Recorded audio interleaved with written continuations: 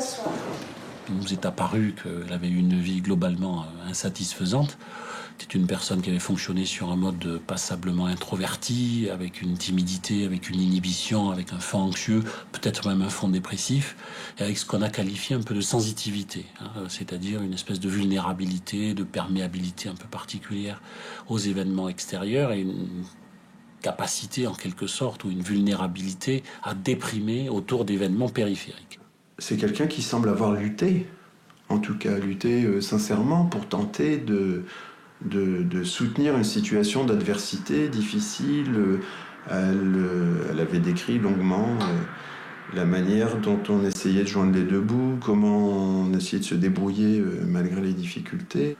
C'est une femme quand même assez psychorigide. On sait que les psychorigides ont un rapport à l'argent qui est un peu particulier, anxiogène souvent.